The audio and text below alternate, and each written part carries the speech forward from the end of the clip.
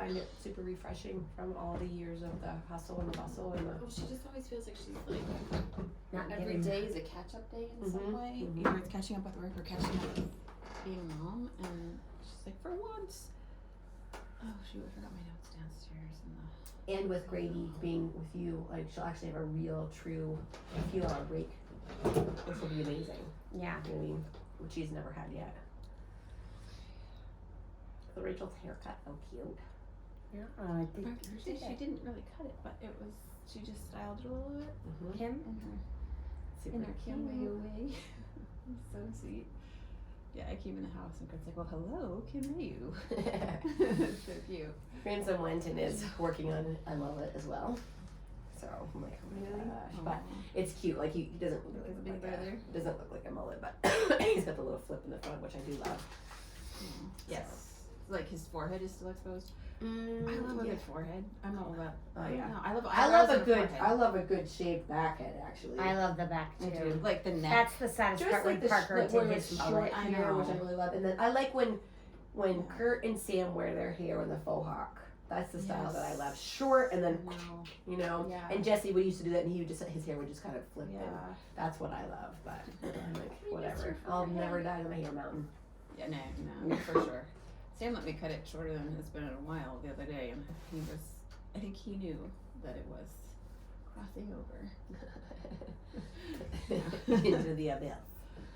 I need a pen. Oh, excuse me. Well, we might all be a little rusty today, all for very different reasons. So, but we're here. It's a little cold that I just can't shake. Amy has a cold that she's had for 2 weeks. I can't remember the last time I've had a cold, like a real old-fashioned cold. You know, where your head feels fat and you're stuffy. I remember It's it. been years. No, it's been because you had it on the podcast. Rona. It was after Rona. Yeah. And it was for weeks after That Rona. was for a very long time. Mhm. Yeah. So that was the last time. Which was like a year ago, I'm thinking. And then before that, it's been like, I feel like since I was a kid. Like I'll get sick, but like not just an old weird cold. Like when you know what I mean, where you're just. You were bedridden, remember, in your old house? You were That was like. COVID. That was Oh, Rona. that was actual. 2 weeks. Yeah. Wowies. Yeah. Everybody Okay. do a mic check, because just to, you know, Testing, me. testing. 1, 2, 3. Amy's not testing. Oh, sorry. Test. Test. Oh yeah. Okay. Well, who wants to get started? Why are you guys? I don't mind. I'm looking away. Okay. No, I'm just kidding. I had something and then I left it in my house, so I'll just wing it. Well, Something I can do special. mine, and then we'll take a break and go pee, and you go get your notes, and then you'll do it. Okay. That sounds probably like Whatever. a smarter choice. Sounds like a Especially smarter course of now. action. Yeah. Did you want to go first, Amber? I can if you want, but I don't have to. What? I know. Me too. I'm a little fuzzy. We're all just staring. Do you want me to go It first? doesn't matter. I'm just I just staring don't wanna into the be- outdoors. Let's tell each other our topics, and then we'll see what we want to listen to first and talk into first. Okay, what's yours? Social media. And on that topic, but slightly different, brain damage. As in my brain. I'm just gonna go deep into it. It's a plea for help. That's what you're going to talk about is brain damage? Yeah. Okay. I And think you my remember? brain I'm doing a second part on gaslighting. Okay, second part of Well, where did we end? We ended with gaslighting. That's posted, so you should go first if she posts in order, because it would be gaslighting part 2. Okay. So, Amber, take it away. I've And been it doesn't matter when we record. That's them, how you do I'll it, just though. pick. It is. It does sound like that. It It makes is it easier. It does. All right. Easier So is good. I Easier is good. am doing some more deep diving into gaslighting. I found this really great article. Amy's having. So it has Why to. do I have such mic difficulties? So move that the base of it should be the same as them. There we go. Better. More better. I'm sorry, Amber. Take It's it okay. So I found this really great because I felt like last time when I was talking about gaslighting, I was having a hard time articulating what I was trying to say about how gaslighting is a type of manipulation, but not all manipulation is gaslighting. And so I found this really great article on from a therapist like a, real life one. Not me. A real one? A real life one, not me.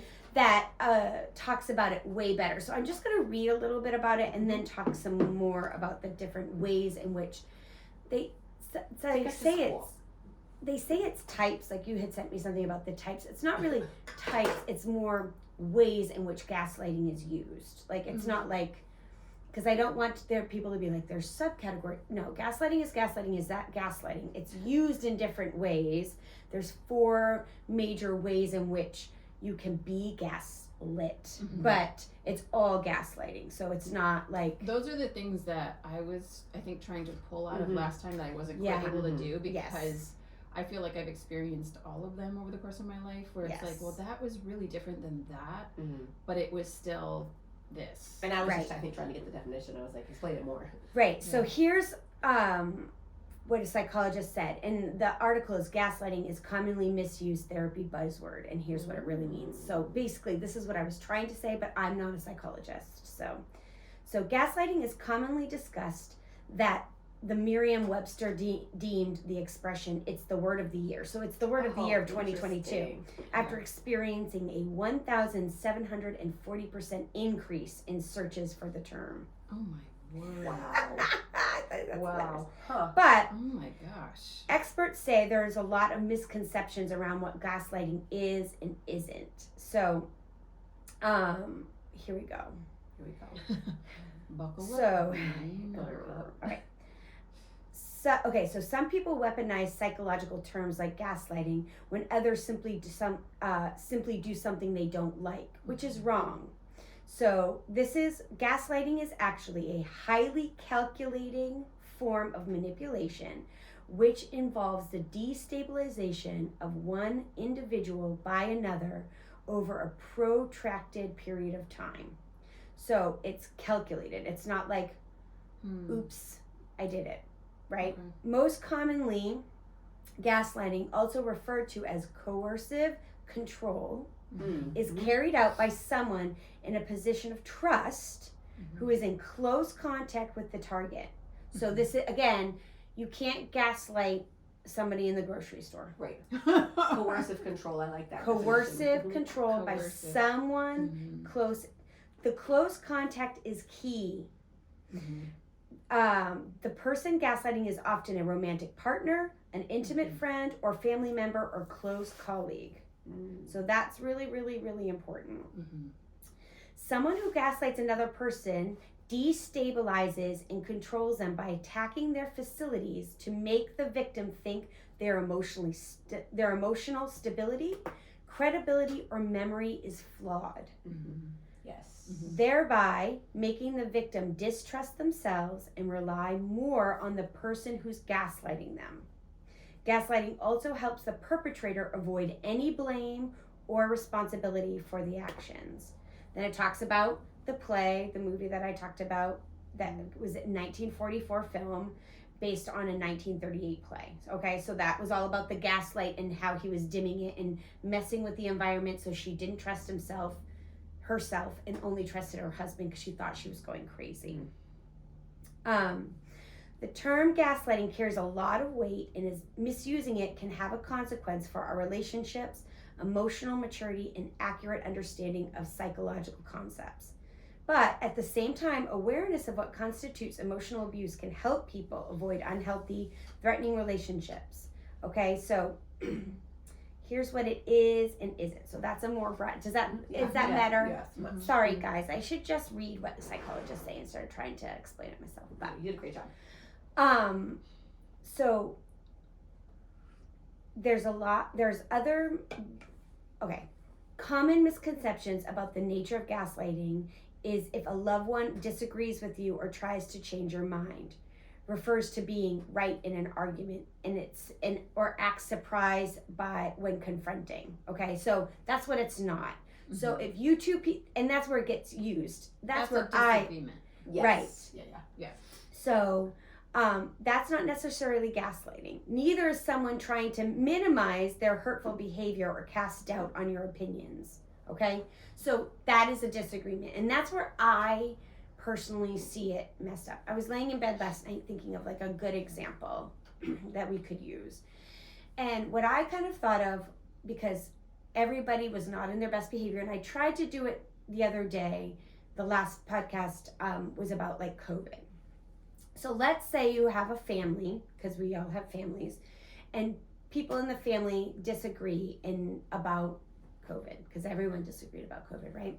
So let's say my sister, which none of this is true. I just don't want anyone going after my sister, was like, we believe in the science, so we're only going to meet outside for Christmas. There's no indoors at all. We're even outside. We're going to be 6 feet apart outside, and we're still going to be wearing masks.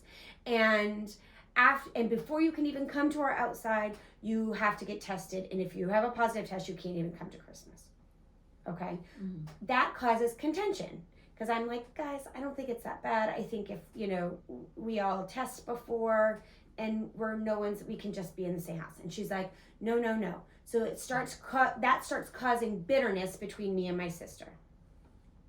COVID's over. Our kids haven't seen each other because of these COVID rules in over a year. And then my sister says to me, I'm really hurt about our children's relationship.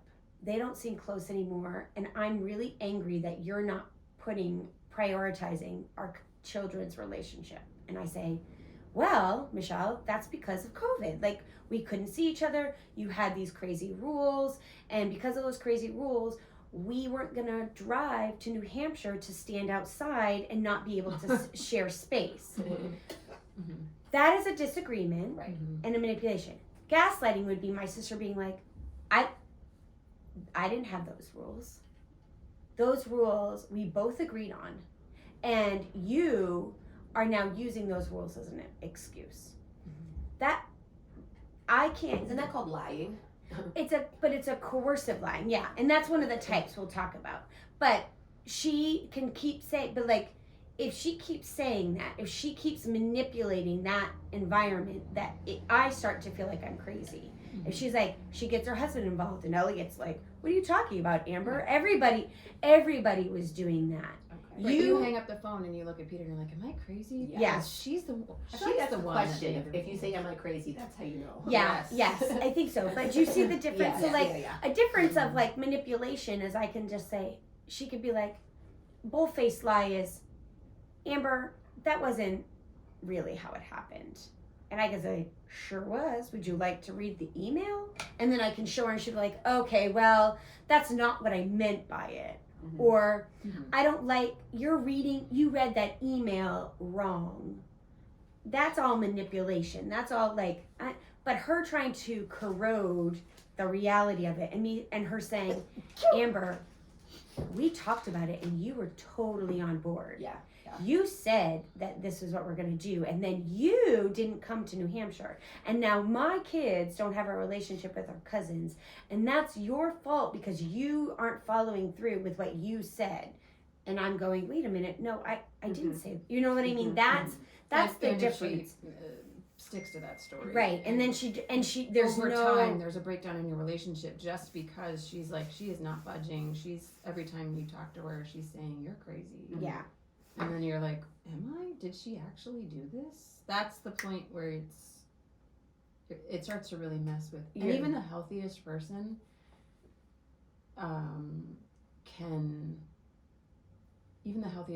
can have this moment where they're like, am I crazy? Or, well, they're master manipulators. They can start to second guess themselves. Yes. And feel like, I feel like I'm in my right mind, but I must be crazy.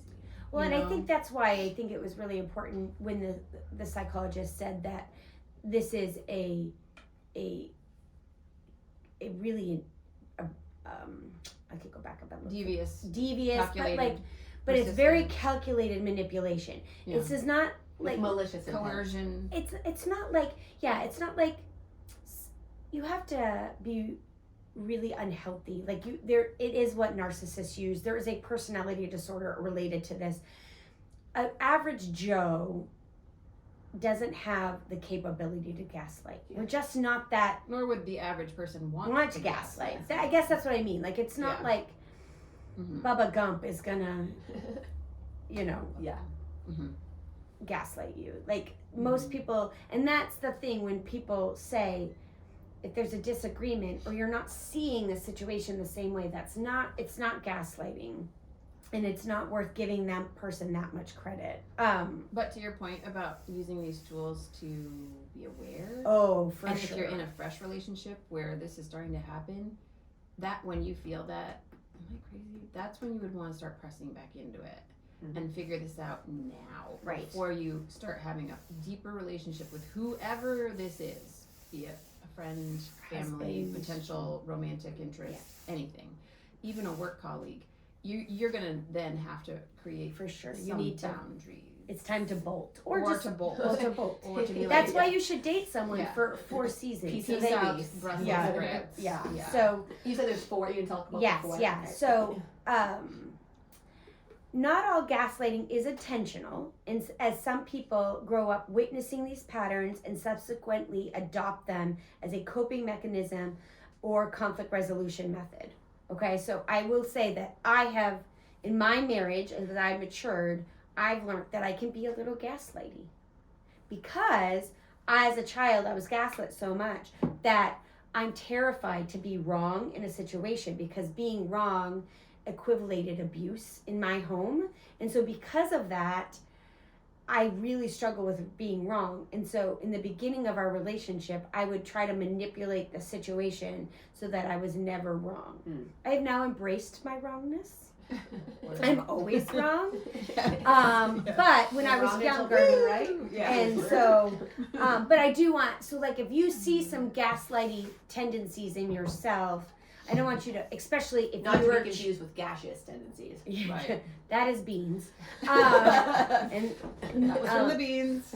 but Yeah. like someone like me and Rach, who were raised, who who have been gaslit a lot, you know, like I remember my therapist at one point, I said, am I a narcissist? I would like question it over and over again when I first was starting to realize and going through my trauma therapy. And she was so cute. She'd be like, if you're asking, you're not. Yeah. And That's so good. but she said, Yeah. you were raised by one. You were raised by someone with a personality disorder, and therefore you were trained and raised with some unhealthy coping skills and unhealthy communication skills that you are now carrying. The difference is that I'm seeing them and it's making me panic and I'm wanting to do better. So I'll be the first to admit that I can, when I feel anxious or scared, I try to manipulate narratives so that I feel like I'm right, so that I can feel safe. I've learned how to work through that. But I just, if, you know, again, I think some people get so paranoid by the word gaslight, and they definitely can't be that person. So they automatically put that on somebody else instead of just recognizing, oh, I might be doing that. How do I stop that? Why am I doing that, and how do I stop that? You know, so so I'm just gonna pause and go to my next batch of notes, which is the different types. So does that make sense, the difference now? Did I do a better job? Sorry guys. Learning, It's not that growing. you did a bad job. It was that I didn't it's feel a like lot. it was clear. It is a lot. It's Yeah. a lot to unpack. It's a lot to And- clarify. It's hard to clarify, I think. Yeah, and I do think that it can take different shapes, and so it's hard to define Right. the, you know, there it can be very subtle. It's like a slow drip, or it can be very in your face, brash. Yeah. Depending on the, you know, delivery system of the. Right. So here are the 5 types of gaslighting. Well, there's 5. Yes, I was wrong. I said 4, but there's 5. Okay. So here's the other point that I want to make. Gaslighting can affect individuals differently depending on the type of gaslighting.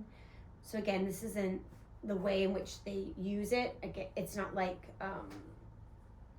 anyway, I already explained that. The type of relationship and the manipulator. So these things, I think that's where we're seeing that weirdness, where we're like, and we're The confused, nuance. the nuance of it, yeah. So the first one is coercion. Coercive Gaslighting is a manipulation of a person's reality in order to persuade them to do something by using threats or force. Okay, so that's coercion or coercive. So this can take many forms. This could be emotional abuse, verbal abuse, physical abuse and violence, and even financial abuse. So here's some examples of gaslighters using coercion. Your partner convinces you have a medical problem because they think you are intimate enough, or they don't think you're intimate enough when they're struggling with like you're not having enough barbecue.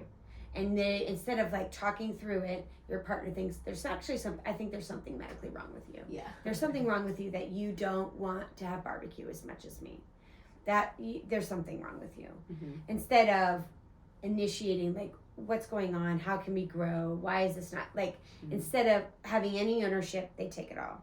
Your partner is insecure about you going to church alone. So they convince you are a bad person and make you go with them or do something with them. And I guess church may not be the best example. That's just the one they use here. But like, they don't want you to do anything without them because you are not trustworthy with. That reminded me of your old high school boyfriend. Like, you can't, I saw you in the gym. You went into the gym. You went to that volleyball game without me. And now look, you're not trustworthy. That's that. When she had done absolutely nothing wrong. No, yeah. you had. I saw you looking at him. Yeah. Who? Which one? The janitor? So, your partner is insecure about how others perceive their income status, so they are demeaning about every item you wear that isn't designer or branded to convince that you, or they are mad when you buy too much branded stuff. So like they manipulate how you dress, how others are going to perceive not only you but them as the provider or whatever. So your we did not pre-read. I forgot about. I did pre-read this, but I forgot about this. Just say that. Your partner, your parent. So this would be like, your parent wants a grandchild, so they bombard you with research articles on different indicators that you may not be able to have children until you decide to have children. So like, you and your husband decide that you're going to wait 5 years to like get settled. Your toxic parent wants children, so they start telling people or creating a narrative that you actually are unable to conceive. What's wrong? If it's a mother-in-law and you're the woman, you're not having enough barbecue, you're not providing well for their parent. Actually, that one happened to us, but in a different way. So my mom would mock and us that we had kids so quickly, but made sure that she bought the going home outfit. If we didn't wear, she wanted pictures, but never once made us a meal, helped us ever with newborns, but she wanted to be there on certain occasions, and it was all about her. So like she would, and if we didn't, or their baptism outfits, like she wanted, the glory days. Yes, and so we baptized our babies. It's okay, and she never came to church once, not when I became a member of our church, not when, the one time she had gone to church that I grew up in, where I started being a believer, ever, not for Christmas, not for Easter, not when I sang in the choir. She went one time for Rachel's wedding, and then she would go for the baptisms, but only if she could buy the outfit that they wore to be baptized in. So that was, so that's that weird, like, coercion. She wants the ownership, but, and then a partner showers you with gifts and affection to distract you from the suspicions of them cheating. I have a very specific example of that. That is not mine to share, but that, like, that's or the abuse of, my husband always calls it the flowers after the beating. Yeah. So like they beat the tar out of you, and then you, the next day, you come home to flowers and candy and I love you baby, I won't ever do it again. So that's coercion. So it's actual abuse attached. It's coercive. It's using power. It's the most direct. Like, it's the easiest one to see and be like, you're being gaslit. Yeah. If I would have been like your friend with your situation, Amy, who was like, you did nothing wrong, why are you apologizing? Like, it's super easy to see domestic abuse. It's super easy to see, and yet she was still apologizing. So Right. it's Right. easy For to see others from to somebody or later. Yes. Looking back, hindsight, 20 years It's ago, I'm easier like, for oh my people on the gosh, outside that's to what see. happened. Outside Right. to see. Yeah. It's also the one that's easier to, It's especially very if hard you're when in a you're in the partner. relationship. Yes, when you're in the relationship. I guess also in Christendom, like all of us here are Christians. If you are in an abusive, When you say Christendom, all I think of is like Monty Python and swords. oh sorry, it just means the Christian I know, it's realm. It's like In guys Christendom. and Yes, it's so it's the word. but Robin Hood. like divorce is hard in our culture, in Christian culture. It is not something that we want. Right. It's not something that the Lord wants. Mhm. So this is the easy, air quotes, I'm air quoting easy way for people to sometimes get out of divorce of this kind of gaslighting, because it's so abusive. Like, they are breaking the covenant, even if they're not having an actual affair. They're abusing you. That's not what you don't need to stay in an abusive marriage. And typically it escalates, and as far as the behavior, Yes. so that once they have some control, they're going to try to take more and more and more, and often it gets escalating, Yeah. where it can yeah. get very ugly and devious and Right. gross. So It's super it's gross. definitely something where it's like, if you see that happening on the onset of a premarital relationship, Yes, for sure. Run. When they should be in their best behavior. yes, Or you both should be putting your best foot forward. right. Right. So, but I do think that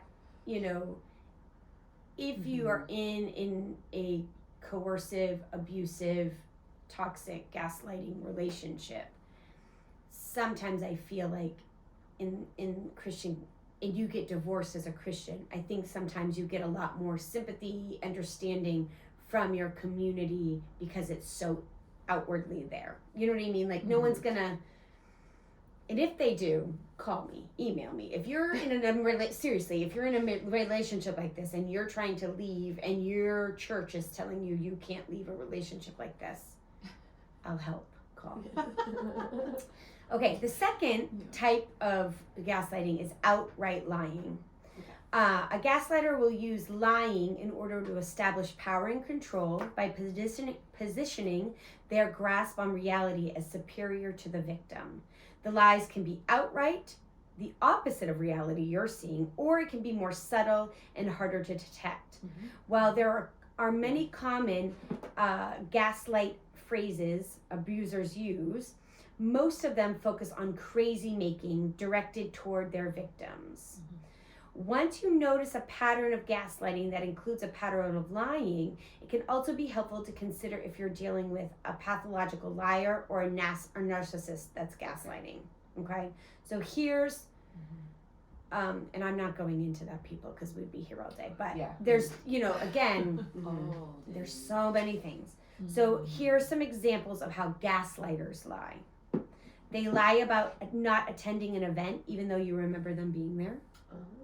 They claim they never took money out of your mutual savings account, even though you have evidence of the transaction. Do they really believe their lies? Absolutely. They get away with it? If you're a narcissist, they believe it. The word is blatant. Yeah, well, Blatant and because lies. Here's the thing about narcissists. They don't care, and personality disorders in general, narcissist is the one that people most likely come into. They don't know they're being selfish. They don't know, because they don't care enough. It's based on the Greek goddess or god, Narcissa, who couldn't stop looking at their own reflection. Right. Okay, so like they don't care. It's not. And so it's not self-focused. Yeah, I have read that if you have all the markings of a narcissist, that you are incapable of love, that you are incapable of not being selfish. Yeah. So when you see them like on TV or in a movie, I was watching this woman who does a podcast with her husband who's a psychologist, and they were talking about, and she said, I get so mad at narcissists because she's like, I cannot grasp how they can't see that they're hurting that person. And he was like, they can't, because it has nothing to do with them. Yes. Your feelings have nothing to do with me, so they honestly don't care. So it's the hardest part. It's the hardest There's no part. reasoning. There's no reasoning. Right. Yeah. So Very they hard. don't think they're lying because they don't care that you know that they take that transaction. Like in their mind, they can reason why that transaction was justifiable, and therefore they have no need to explain it to you. Yeah. So they also believe that they're very much smarter than everybody else. Everybody else. They're the smartest. They so cannot be smart. outwit. So Yes. again, run away. Insisting that you're misunderstanding inappropriate flirtatious texts on their phone, even though they're obvious about the intentions with the other person. That's a great one. A coworker telling you they never received an email from you to prepare for a work presentation, even though you have an outgoing message in your email. Telling you that they have not continued to go to the casino, even though there are thousands of unaccounted dollars missing from your shared budget. So just lies. But they're so adamant about them that you start feeling crazy. Yeah. That's the difference. Again, it's not like you show them the receipts and you're like, dude, look. And they're like, okay, fine, I lied. They're like, I don't see what you're talking about. They double down. Yes. And they double down in the way that you're like, okay, am I the crazy one here? I have a slightly controversial one of this, but I might get canceled. So Riley Gaines is this swimmer that was in the NCAA, and she swam against the transgendered swimmer Leah Thomas, and she was completely gaslit by the NCAA in this kind of thing. So at one point she was asking these questions and they were just blatantly lying to her, and she kept coming with like more and more evidence of why this was unfair, why this was cheating, blah blah blah blah blah. And at one point she was standing there and she was seeing some things, and I'm not, because it's a little crass, I won't explain what she was seeing, and she had just been lied to over and over that she actually thought it's a really great interview. She goes, I started thinking, okay, maybe I'm the crazy one, because everyone here seems to be okay with what I'm seeing on the blocks right now in this swimming meet, and no one's saying anything.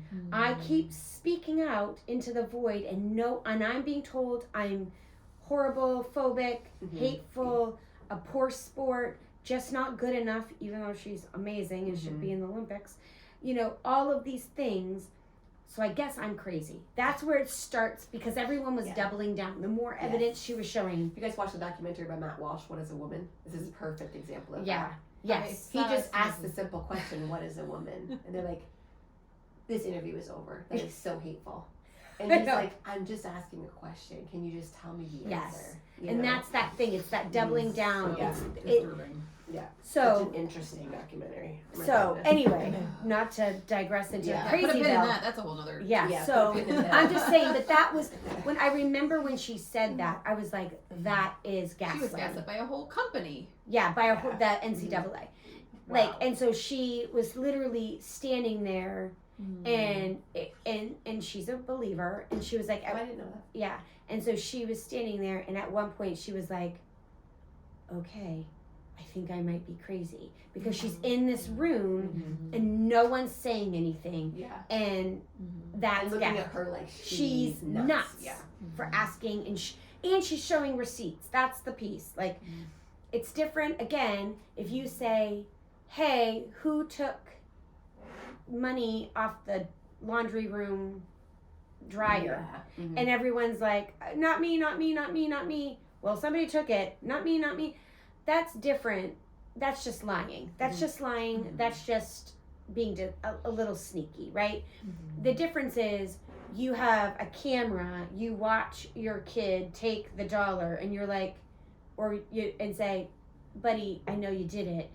I didn't do it. And then you were like, here's the video, and then being like, that's not me. Yeah, that was a piece of candy. So I have, in true confessions, there was a very dark time of my preteen into early teen life, and you guys already know, I became a thief and a robber and a liar and all the things. It was a survival technique. I'm not proud of it. It's horrible. It's a really dark part of my life.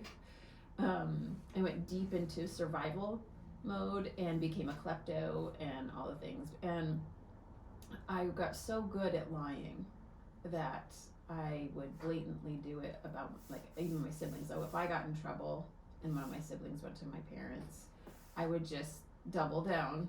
Yep.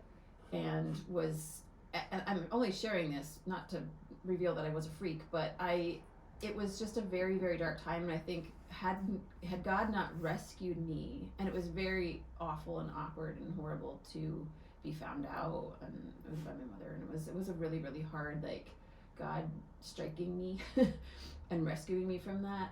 But I could see that if I had kept going down that path, not only would I be in prison now, but, like, I would have hurt so many people, and I had to apologize to so many. I had to apologize to all my siblings. I had to apologize, it's like to parents, to other people, to all these. It was like a whole year of apologizing, and you did. That's amazing. That's amazing. It was awful, and I still get like a hot flash when I think about that whole section of my life. But then realizing that God literally rescued me out of it and took me out of what could have been a very, very evil, dark path. Right. And again, remember what I said, some of us do that because it is a way of dealing, like, I think part of that is... But you and I were both rescued. We could have both just been in prison, so... We don't need to talk about where I would end up. So, okay, the third... I'm curious. Number 3, I mean, let's just be frank. I was the first person in my family to get a degree. I was the first person in my family in over 6 generations to not have a teenage pregnancy. It would have been... I know where I would have ended up if it wasn't for Jesus. So, but it's also trained chaos, trained systematic abuse upon systematic abuse. This is what trauma does. It's what trauma did to you. It's how you were showing it. And that's why in the beginning when I said we can all have gaslighty tendencies, we can all do these things because we all struggle, we're all sinful, we can all do those, but our ability to hold ourselves accountable, to take reproof, like your parents caught you, you got busted, they made you do some hard things, those hard things changed the trajectory of your life. That's being able to do that. Number 3, scapegoating. Scapegoating is a deflection of blame away from the responsible partner onto another person. Oftentimes, this is used to deflect responsibility for things that would have severely damaged the relationship or the person's position of power and control. So remember, this is intimate relationships. You cannot gaslight the person at the grocery store. You cannot gaslight the Walmart greeter. So, can you lie to the Walmart greeter? Yeah. Can you scapegoat the Walmart greeter? Sure. You could try to gaslight somebody at the grocery store. You could be like, nice banana, and they're holding a watermelon. And they're just like, what the bleep? No, they're just, that's just like, look like a really crazy person. I mean, but you get a whole group of friends to do it. Yeah, you got a whole group of friends saying, nice bunch of bananas you got there. That'd be like, oh my gosh. Just let's experiment. I don't want to. That's really fun. Oh my word. So again, somebody might scapegoat you. What I'm trying to say is, like, this is a repeated offense. This isn't just one time. So, like, if you're in a workplace and someone tries to scapegoat you, or if you're at the PTA and someone throws you under the bus, one time that happens, they're feeling insecure, that's them, that's a cue to you to put up some boundaries. But if they do it every single time, That's different. Okay. So I don't want people to take this and be like, all of a sudden, every time someone lies to you, has poor boundaries, scapegoats you, you're like, oh, I'm dealing with a narcissistic gaslighter. And this has to be over time.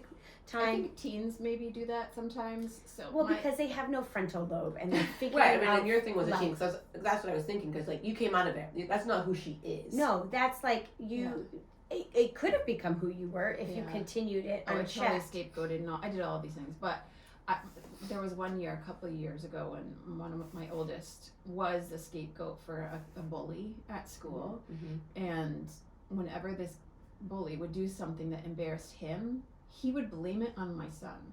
Like one time he dropped a big huge thing of, like, he had just bought a big iced tea and he dropped it on himself, and because he was instantly embarrassed, he was like, Sam.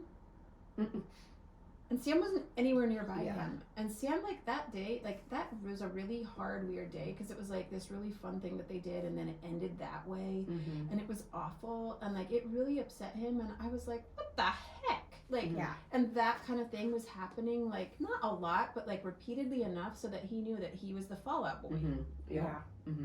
And that's a red flag relationship, even though that kid was a teen. I think teens are trying to figure out themselves, and if they don't have good, strong teachers, parents, people who love them well, to be like, it's okay, like, you dump the iced tea, it happens to everyone, let's clean you up, there's no need to, like, blame, you know, like, walking alongside them, that could become a coping skill that person does forever and into their marriage, and it becomes abusive, and it becomes narcissistic gaslighting, and that person becomes a bad person.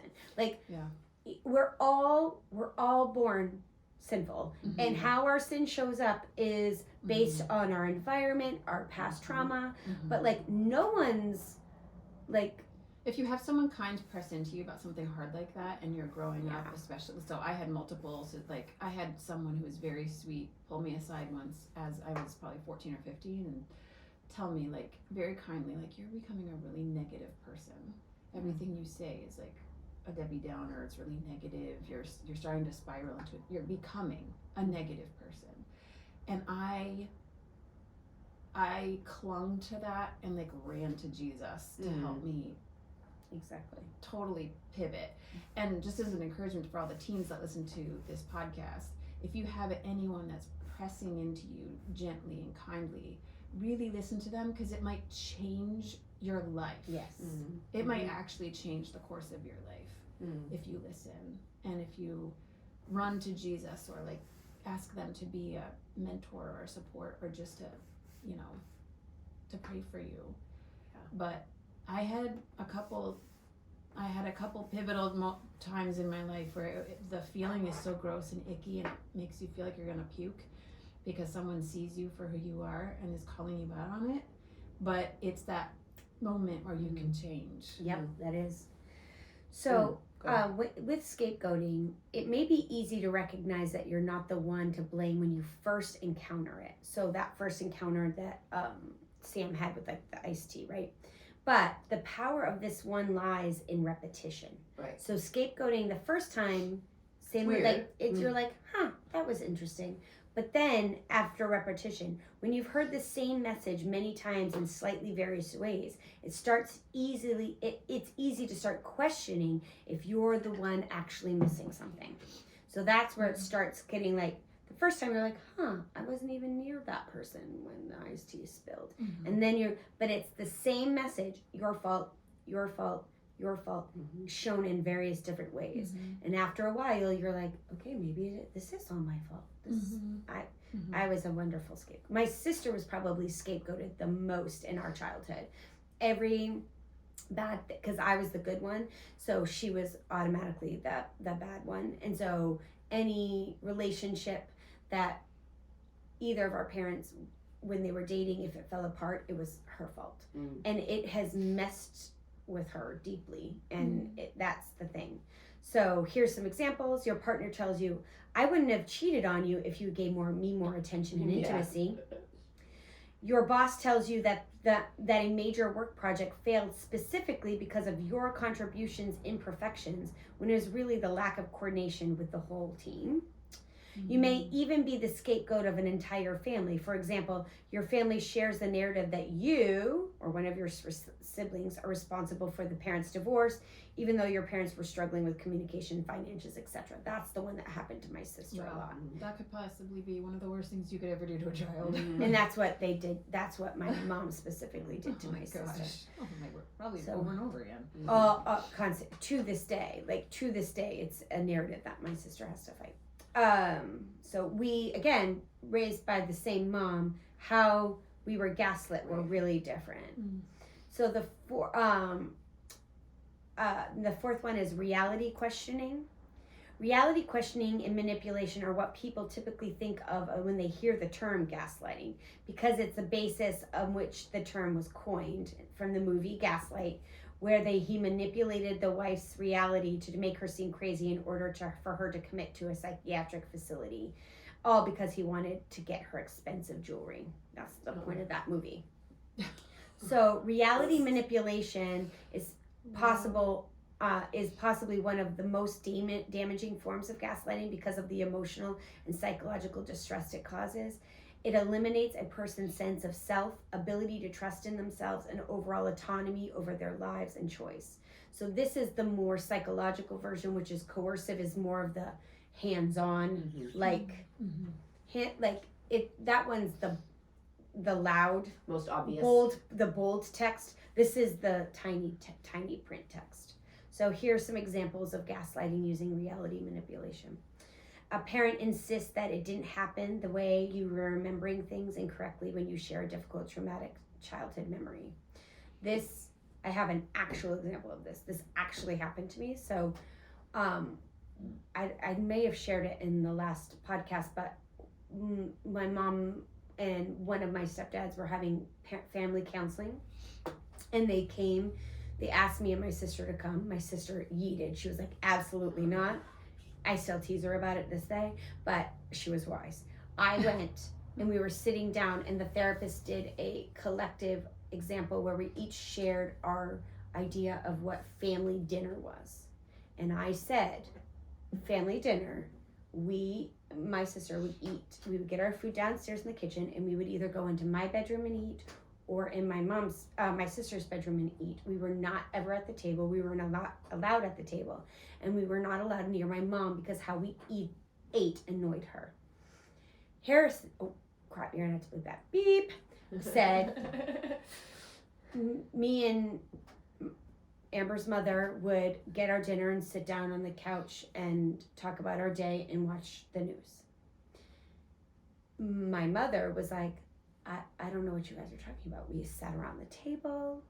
It was beautiful. We would talk about our day. Then we would clean up and we would have dessert and we would snuggle on the couch and watch funny home videos and before bed. And I literally thought I was losing my mind. And I was like, no, we didn't. I never remember eating ice cream on the couch. First off, you're never allowed to eat on the couch. Secondly, I can't even fathom that. And she was like, you're nuts, Amber. That is what we did. We were so kind and loved each other. And we snuggled on the couch every night and ate ice cream. And I was like, I wasn't allowed to eat ice cream because I clinked the bowl. Like, the word clinked the bowl. And if we had guests over, she had plastic dishes that we would have to eat out of so that she couldn't hear us clink the bowl. And she must have had some, like, just a little sympathy card for her. Like, she must have had some sensory issues and maybe she was struggling. Like, that's interesting. Yeah. That's especially... that she couldn't clink because we clinked the bowl? She must clink the bowl when she eats.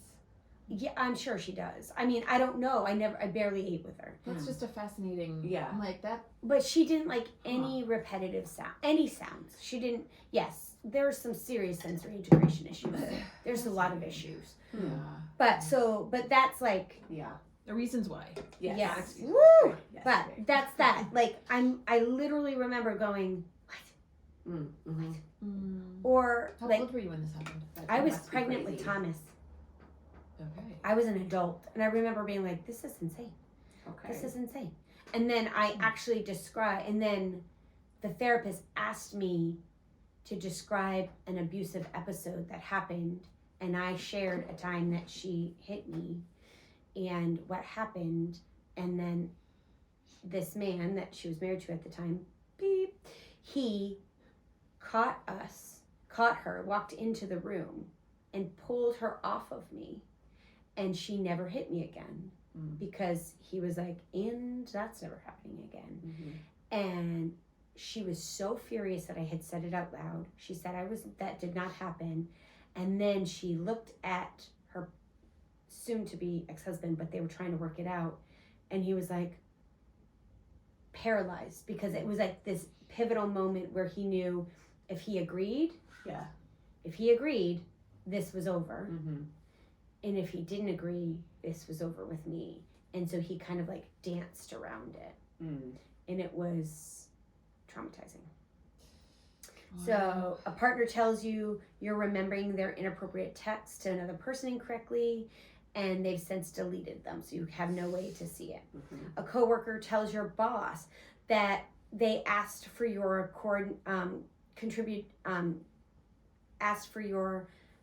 help for a project, and you never got back to them, even though they never actually talked with you. That's gaslighting. That's like crazy. A partner insists that they told you about a crucial event that you've needed to attend together, even though you distinctly remember discussing other plans for that day with them. So it's actually the altered reality one. Yeah, this is the gaslighting. I'm using air quotes for everyone. This is the term. So do you see how that's so much more manipulative than just disagreeing or seeing a story differently? Like, people can have different perspectives of a narrative, and you don't have to agree. But when you actually change it, and you have the receipts and you stick to it, or they just keep scapegoating you, or they change it so that you have no proof, like they delete the text, or that's where it gets to.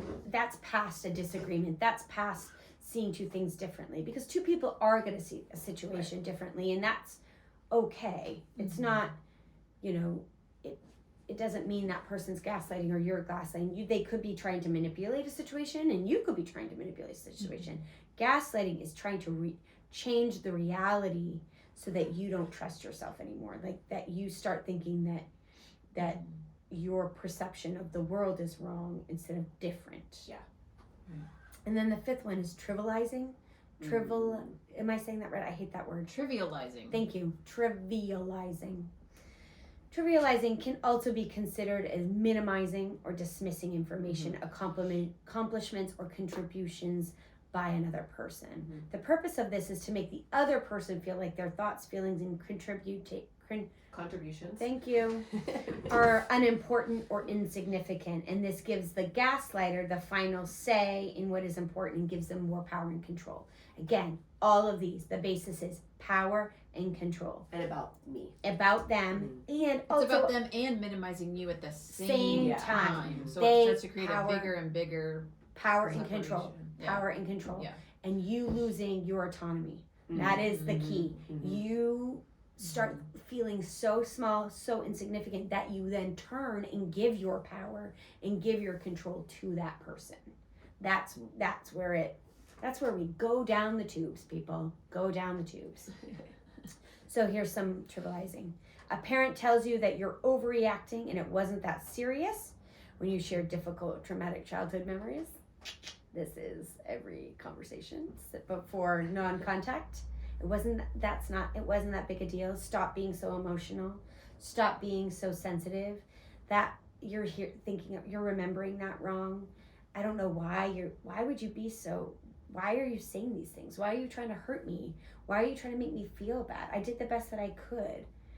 I could never do anything good enough for you anyway. Why would I even try? Do you think I've heard that a lot? No, you think I've heard that. Your partner tells you you're so needy and controlling when you ask them to let you know that they make it home safely after a night out without you. Minimizing. Like, why would you, like, proof of life with my kids, but with your partner? Of course, like, if Peter's at Moosehead and I'm like, and he's going snowmobiling or going out in the evening, I would definitely say, hey babe, when you're in for good, just let me know so I know you haven't died in the frozen tundra. Yeah. And him saying, why are you being so controlling? That would, first off, never happen. It makes me laugh out loud. Like, but that's weird. Of course you would, like, hey babe, I'm in for the night, love you.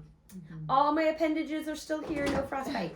Like, that's kind, that's love, that's kindness, that's normal. Yeah. But being told that, so people, if your spouse treats you like that, that's not normal. It's not healthy. It's not, it's not okay. No. Your partner should be 100% open all the time about, like, hey babe, I'm home, or hey babe, are you having fun, or, all those things. Your boss makes a joke to the entire team that you think you're better than everyone else because you asked to be paid for overtime that they've made you work. That is yucky and gross. I actually had a boss like that. Okay, we won't continue. Your partner tells you about how awful their friend treats their partner and tells you to be thankful they're a better partner than their friend. This sometimes is referred to bright sighting. So if you're like in a bright siding. Look at the bright side. Oh. So like you're in a Bright really siding, okay. like, let's say you're having a hard conversation. You are with, so blessed. I do tell Kevin that sometimes. Babe, you're so blessed. you do it in a sarcastic, As he hilarious. falls down the stairs. Thank you, Jesus. No, so it would be more like you're having a hard conversation about communication, and you're saying, let's go back to that, like, honey, it makes me feel restful when you're away at Moosehead that you just check in, because if not, my brain just can't shut down because I'm always worried about you. And them saying, some people go to camp and they bring a bunch of buddies and drink the whole time. So you should just be lucky that I go by myself. And that's bright sighting. Yeah. That's what that means. Yeah. Thwack, thwack. Let's find the silver lining in this abuse. When you're reached your limit of being, quote, teased within your family and get angry, a gaslighter might continue gaslighting by saying, can't you take a joke? Oh, I hate that one. Yeah. Sorry, I'm feeling a little triggered. That's the next one we're gonna do. Sorry. Preview. So the impacts of gaslighting, is that it can. Oh my gosh, that's going to be a long list. No, it's not. It's not that bad. It just gaslighting is incredibly damaging and painful form of emotional and psychological abuse, and it makes a person feel like they don't know themselves, they cannot trust themselves, and they cannot trust their perception of the world. And that's why I'm so particularly possessive of the word as somebody who was gaslit. Protective. Yes. Protective. I am protective. We're helping her with the words today. Yeah. We're going to have to help everybody. Trust me when it's my turn.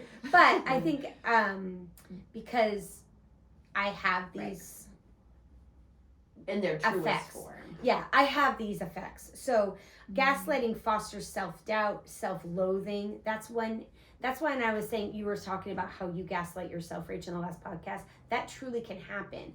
And it's true. It does happen. We can gaslight ourselves. That's called self-loathing. But again, when you backtrack that and you follow that narrative, that is happening because someone gaslit you, and that's why you're doing it to yourself, because your actual sense of reality has been so distorted by constant psychological, emotional, and physical abuse. You don't trust your reality anymore. You don't trust your environment, and you don't trust yourself. And that's serious. And it can lead to serious conditions like anxiety, depression, and PTSD. It is the reason why people have low self-esteem, again, self-loathing, anxiety, withdrawal from relationships, depression, trauma reactions, and symptoms. Hello, my name's Amber, and I'm going to trauma therapy. It's me. It's not the problem, it's me. Actually, So- I'm not the problem, it's me. So here's some That makes ways you. to handle that. Okay, so here's some ways to respond to different types of gaslighting. Run. One, exactly. Wow. Number one, know when to end the relationship. Run. Just It is okay. If you cannot see a future where this person can respect your boundaries and stop gaslighting you, it may be time to consider ending the relationship. End of story. Warning. Leaving a toxic relationship can be difficult, particularly if it involves breaking up with someone, but everyone deserves to be in a healthy relationship. Everyone. That is God created us. We are created to be in relationship. Our faith in particular is different than any other religion, Christianity, because it's all about relationship. Our God is a triune God. Even God has relationship within the triune. Like, relationship is vital in Christianity. It is not a lone wolf religion. However, that does not mean you are supposed to be abused. In fact, I believe it is the biggest and most meanest sin you can do is to stay in a healthy relationship, because it will distort your view of God. Some of my biggest struggles in my faith is learning. I think you said stay in a healthy relationship, so we're just gonna stay. You did, but we know what she means. Yeah. To not. It can be honor really your... scary. I've had a couple of people in my life, close people, that had to go into hiding because they were. Yep, same. Like it was serious, and it can. So it's a sliding scale of severity. But if you're in but that's what it's about relationship too. You bring people into that pastoral counsel. Yeah, right. You find a group of safe, even if it's like. That's one of the other ones. You're really good at this. Yeah. So I just think that especially women. I'm speaking to women in particular. I think that we feel a deep sense of guilt about relationships. Like, we want to fix it. We want to change ourselves. We want to do all of those things. And I am telling you that God loves you, and He wants you in healthy relationships. God wants that for us, and it is okay to leave, and you can find community outside of that. The second is to trust your gut. Listening and trusting your inner experience. This is where that intuition that I think women, that's the Holy Spirit to me. That's what I believe it is. Listening to your intuition and trusting your gut and being okay with it is also important. Like, it's okay to leave. It's okay to not be nice. We don't have to be sweet all the time. I taught that to my girls. Like, if you are in a situation and you don't feel safe, you don't have to be polite. Like, go into beast mode and be like, excuse me, goodbye. The next one, Amy said, lean on your support network. If you think you're maybe in a manipulative or abusive relationship, engaging with people you trust outside of this relationship is crucial. Trusted family and friends can give you perspective on the validity of gaslighting, support you emotionally, and help give you the courage to leave a difficult relationship if needed. Present the evidence to them. If you want to preserve this relationship, like some relationships, you like, if it's your boss or if it's a coworker, like, there's some things like where you might not be able to leave as easily because in your marriage as well. I'm not trying to minimize that, but you want to preserve that. Let's say you want to try to preserve that relationship that contains gaslighting. Because there's a reason to believe that the gaslighter is not intentional or malicious. Maybe they don't realize this is what they're doing. You can talk to them about it. You can show them the evidence of the times that you have the perception was not entirely wrong. Your perception was not entirely wrong, and how you like to see that change, creating boundaries. And then, Amber, I skipped it. Outline your boundaries for them. This is how we're going to move forward in this work relationship. In this work relationship, everything's going to be put in an email. We're going to start going to counseling. Here's what I expect of you. This is what you expect of me. We're going to be accountable to each other and to our pastor and to our counselor, etc., etc. And then focus on your own healthy coping skills. And so learning how to manage your own stuff, learning how to do those things, learning go back to listen to my ones, turning your triggers into cues. Like how do you take this and go, okay, a lot of it is speaking the truth. I keep learning that over and over and over again. How I'm feeling about this right now is I feel like I'm being gaslit. So go and talk to somebody. This is how I'm feeling. Mm-hmm. I'm having a bad day today. I woke up, Peter's like, "Ooh, you're spicy today." And I said, "You know what? I am. I'm feeling really overwhelmed." Is this real time? Yeah. Oh. Yeah, so that's just how I learned. This is my coping skill. Yeah. I woke up today. I was feeling really raw, really fragile. Peter sensed it. He was like, "You're a little spicy." And I said, "I am. I'm feeling really emotional. I'm stressed out. I think some stuff that's going on in our life is affecting me more than I want to admit. I'm feeling really vulnerable. And because I'm feeling really vulnerable, everything's pricking me differently." Yeah. Mm-hmm. That's good communication. And he was like, "Okay, so no sarcastic joking today." Yeah, so don't tease me today. And he's like, like, take it. He's like, and I was like, "Correct, you will live." and so, but those are things. And then the last one, my favorite, consider seeking therapy. Yeah. The effects of gaslighting can last a long time, and they can impact virtually every aspect of your life. If the impacts of gaslighting affect your functioning within your work, home, school, family, social, and self-care realms, it may be time to consider seeking professional help. If you're ready to get started, you can, look for a good therapist in your area, talk to pastors, look in different areas. In my experience, I would say that the more you learn and the more you grow, that's why I'm so obsessed with therapy and talking and learning. That's why I'm so obsessed with psychology and really getting down to the roots of it. Understanding that this is how you see the world, it gives you a lot of freedom. When I now, like my conversation with my husband this morning, I now see that I have to learn to trust myself. Another situation that's going on in my life I'm seeing how my gaslighting is affecting is something that's a good thing. Something that's going on with my dad and me, and I don't know if I'm ready to share it yet on the podcast, but it's a good thing. It's a really wonderful thing. And that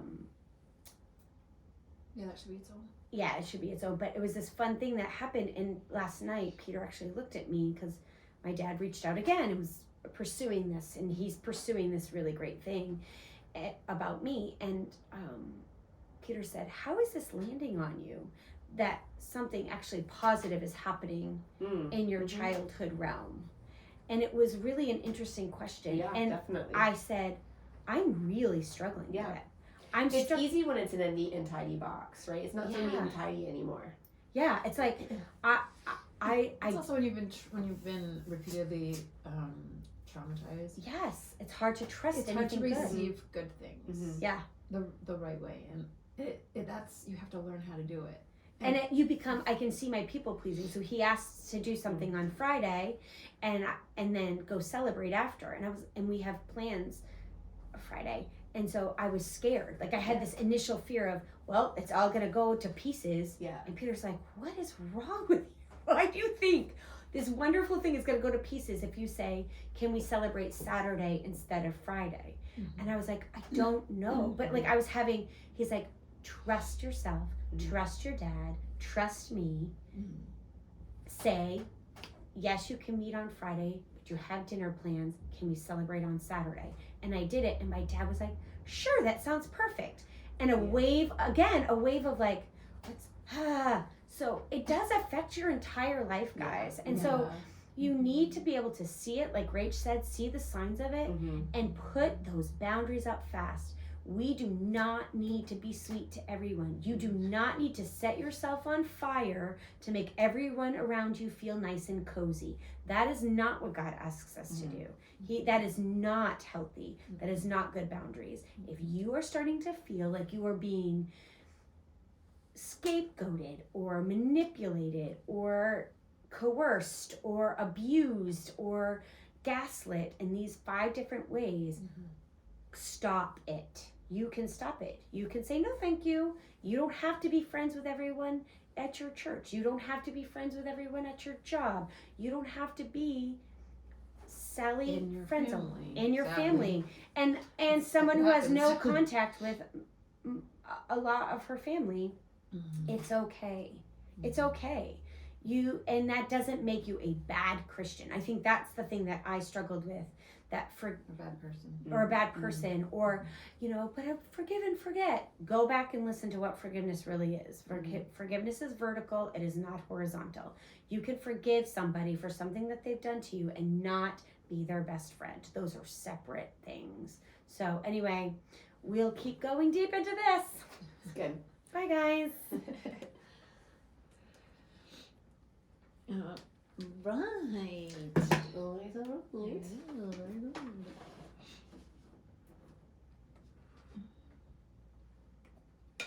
That was good. That was good. Did you see? Is it Sharon Van Dyke? Yeah, she wants to do modesty. Yeah. Who is she? She goes to Deer Wonder. She's Shannon. Shannon. Oh, Shannon. Okay. Shannon. Van Dyke. She's sweet.